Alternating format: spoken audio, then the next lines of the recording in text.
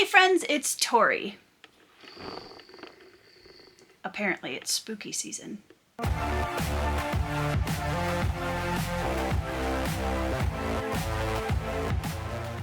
So let's talk about my top 10 fall spooky season fantasy recommendations. Now, I feel like for everybody, the definition of what they're looking for in spooky season reads is going to be vastly different depending on the type of reader you are. So I did my best to compile a list of books here that's going to appeal to pretty much anybody looking for a fantasy read for this season. I looked for books that gave just kind of those cozy, slightly spooky atmospherical vibes, all the way to fantasy books that literally contain murder mysteries. I'm very excited to share these with you guys, so let's get into it. The first one that I want to recommend to you guys is most likely going to be on my top 10 reads of 2023. I absolutely loved it. It is a fantasy novel, it is a debut, and it is a finalist in the Self-Published Fantasy Blog Off. It is an incredible chef's kiss debut, and that is The Wickwire Watch. The Wickwire Watch starts out with an incredible first line, and I'm going to read it for you guys real quick because I think it just fits the atmosphere of what we're going for in this video so perfectly.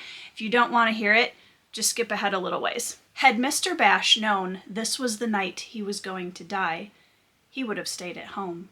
I mean, let's go. This book is incredible. It is kind of a Howl's Moving Castle meets Oliver Twist, but a little bit darker. Throw in a supernatural magic system that is based on spirituality and emotions. And the main characters, there's this lovely motley crew of characters that we get to know over the span of the book.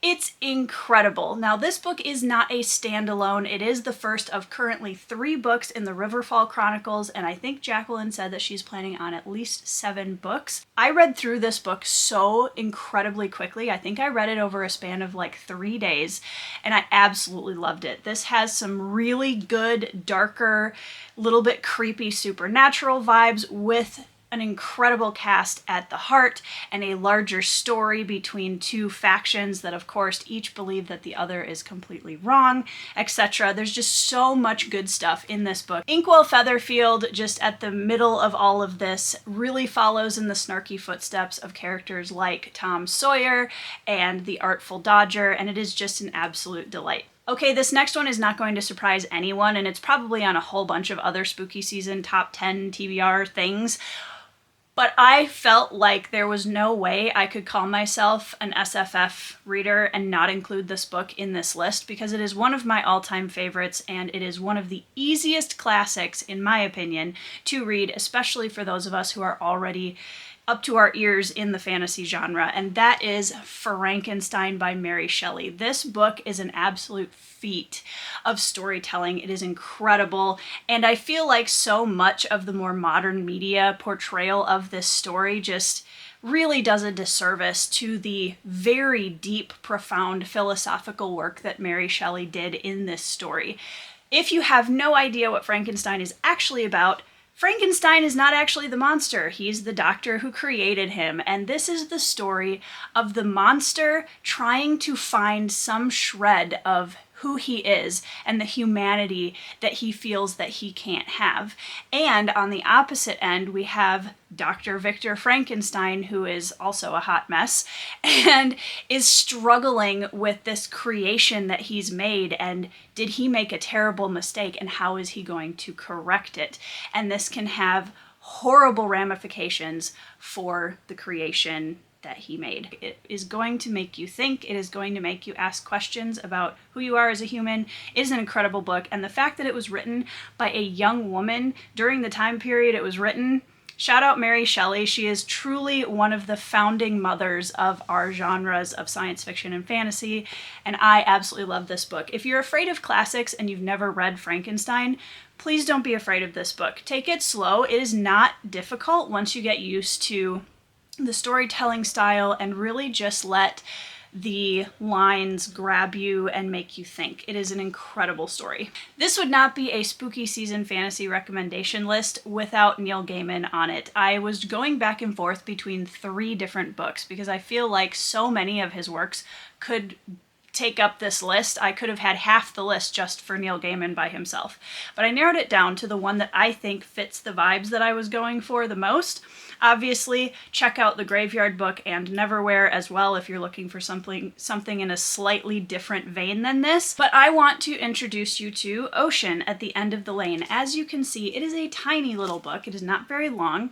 It is the story of a young man who goes back to his childhood stomping grounds in his childhood home and discovers that things are not exactly the way he remembers them. And he gets wrapped up in a lot of very crazy, like, secondary realm supernatural stuff when he meets a young woman that he knew when he was a boy.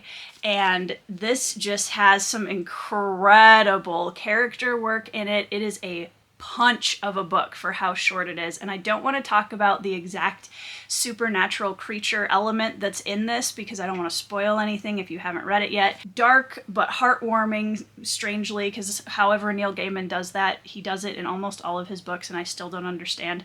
But anyways, of all of the Neil Gaiman books that I could recommend to you guys, I am going to definitely recommend that you check out Ocean at the End of the Lane. Next up, if you are a hardcore fantasy fan and you like some grimdark and you like those chonky epic fantasies, I'm actually going to throw a recommendation at you by Mike Shackle, and that is We Are the Dead. I recently read this. This is a military epic grimdark fantasy, and why I think this fits so well on this list is because it is the story of a country that really kind of let itself get complacent. It didn't think that its neighbors, the neighboring country, was a threat, and all of a sudden they find themselves on the brink of extinction when that country comes in and takes them over.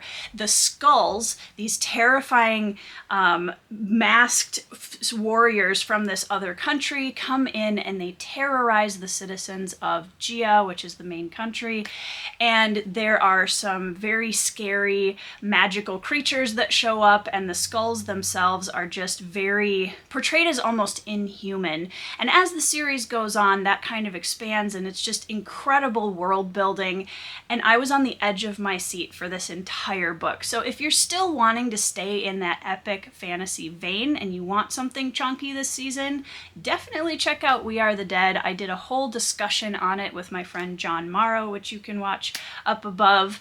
There are spoiler-free sections at the beginning of the talk, so you can watch that to begin with if you want to know more. But man, I had a great time with this first book. I'll be finishing the trilogy here shortly, and I loved it. Next up is The Blood of Crows by Alex C. Pierce. This was another book that has been one of my favorite indie reads this year. I absolutely loved it. This is the story of a young man who finds himself in the middle of a heist that turns very quickly into a murder mystery. What I loved so much about this book is it has that kind of youthful optimism in its main protagonist, which adds a lot of warmth to the story, but the atmosphere is so chilling and cold and tense, and the plot twists and turns were done so brilliantly. I was surprised so many times in this book, and it was almost like a fantasy thriller. I had a fantastic time with this story. I cannot wait to read book 2 and even reread book 1. But if you are looking for a heist, murder mystery, very intimate city setting, thriller type fantasy read, this is the one that's for you. Next up is a book that is by far my favorite retelling ever written, and that is Lost Boy by Christina Henry. This is the story of Peter Pan. We all know it, right? But Christina Henry really threw a twist on this story, and it is dark. There are some very strong horror elements through this book, and it basically flips the entire script on the story of Peter Pan and Captain Hook, and we go back and we meet Hook as a young boy who knows Peter as a young boy, and as we work through the story, some really dark, scary things about Peter come to life, and the world is very scary and the creatures are very scary, and it is just so incredibly brilliantly written. I think that this does a good job drawing attention to certain behavioral tendencies that some people have, and I don't want to say more than that. I realize that's super vague, but the way that Peter is portrayed is truly chilling, and I think this book does not get talked about enough. All right, we've talked about some pretty heavy, tense hitters in this list so far, so I want to switch it up for a minute and give you guys the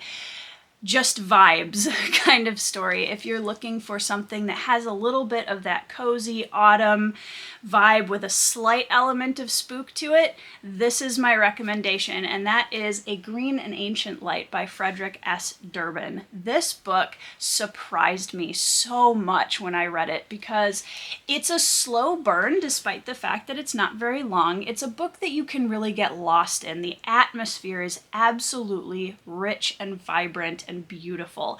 It kind of gives a little bit of a Narnia vibe. There's a young boy who is living with his grandmother during a world war. He knows about this garden that exists up behind his grandmother's house, and it has a magical history, and there are doors within that garden that he knows are there, but he doesn't know how to unlock them.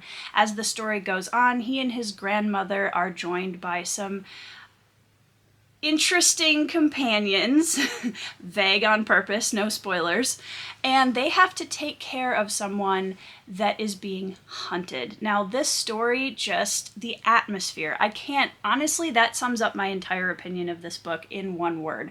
The atmosphere of this was so beautiful. I cannot stop thinking about it. Every time I think about atmosphere in books, I keep looking at the shelf to this book because it's just incredible. I have not read Piranesi by Susanna Clarke yet, but I would guess that there's potential for anyone who has already read that and enjoyed it, that you may also enjoy A Green and Ancient Light. All right, next up on our list is Spirits of Vengeance by Rob J. Hayes. Now, this is book 3, technically, in the Mortal Technique series that starts with Never Die and Pawn's Gambit, which I also love and would recommend for this list. But of the 3, this is my favorite. Now, these are standalones. They can be read separately. They do give a lot of cool tie-ins and threads if you read them all in order, but you can read them on their own. In this story, we follow Haruto, who is an onmyoji, which basically means he is an immortal tasked with hunting down dark and malicious spirits. Now imagine kind of a Grimm's fairy tale a little bit, but with dragons and Asian folklore creatures, and you're gonna get something that's more in this vein. This is also going to really appeal to anyone who enjoys Asian storytelling, kung fu, martial arts films, shonen anime, that kind of thing, but it is intense, fast-paced, and so incredibly character-driven. Haruto is an amazing main character, and the small motley crew around him gives so many cool options for characters to root for, and the creatures and the spirits that exist within this world are so vibrant and weird and cool. And the martial arts aspect of these stories is also really well done. It's very interesting. It's always a unique spin on the magic systems that we're all used to. And if you need one more reason to read this, do you see that tiny little adorable puffball next to Haruto on the cover?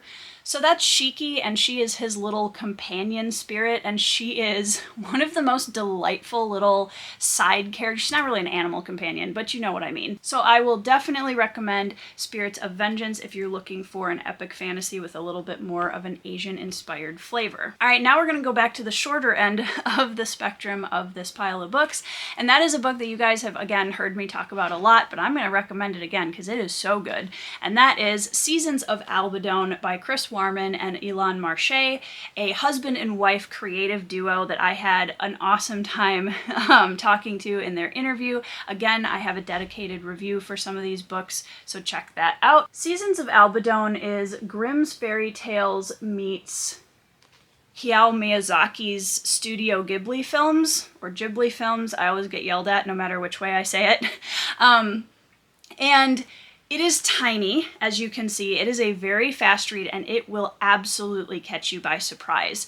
It is separated into 4 unique stories that are all bound by a thread because they all take place sort of within the same location area. This is a book that is surprisingly philosophical, but wow, the characters, each character that stars in each one of the 4 stories was really profound for the few number of pages that they possess within this story. I put this book down and just thought about it for days after I finished. It's incredible. There's a young woman who is an aspiring enchantress, and she heads up the first story. The second story, which is my favorite, follows the story of a drunken father. The third story follows a mining foreman that, like the dwarves, delved a little too greedily and a little too deep, as they say. The fourth story follows a young mother and her very sick child. Hey guys, Editing Tori here. So I realized while editing this video that I completely forgot to add the 10th book, which always happens to me every time I film one of these top 10 things. I want to add Hills of Heather and Bone by K.E. Andrews to this list because it is incredible. It is the perfect spooky season read if you are looking for something with some beautiful world building, a little bit of romance, a little bit of elemental magic. Basically what happens is Percy and Morana are a lovely married couple, beautiful marriage rep in this book. Morana is a bone weaver. She's basically a necromancer, and that is the only type of magic in this world that is not acceptable to the general population. They are on the run. They're trying to hide from the authorities, and things happen that make that difficult. And the story of them struggling to find freedom and growing closer and farther apart and closer together again. It's all told with such an incredibly beautiful tone. Katie is a fantastic descriptive writer, and this book absolutely fits the spooky season vibe. That is my top 10 fantasy spooky season recommendations. Now, I do have a bonus recommendation for you guys if you are looking for one more, and that is a book called Phased, which is my book, and it is a story about 2 sisters who are werewolves, and they are the most dangerous kind of werewolves according to the organization that oversees the relationship between humans and werewolves in this society. Val and Lila have been lab rats their entire life, and they are given one final chance to prove that they can safely assimilate into human society, or they will be trapped in those white cells forever. This story really is about the heart and resilience of the characters. It's about doing the right thing even when the world has dealt you some really bad cards. It's about survivorhood. It's about mental illness and the repercussions of it. It's about sisterhood. It's about found family. And I absolutely love this book. I am a little biased, but if you're interested in something along that vein, I hope you will give Phased a try. Alright guys, that is officially all the recommendations I have for you in this video. I hope whatever you're reading here in October, whether it's spooky or not, I hope you are having a great time with it, reading those 5-star reads. I hope you're having a great week, and I will see you in the next video.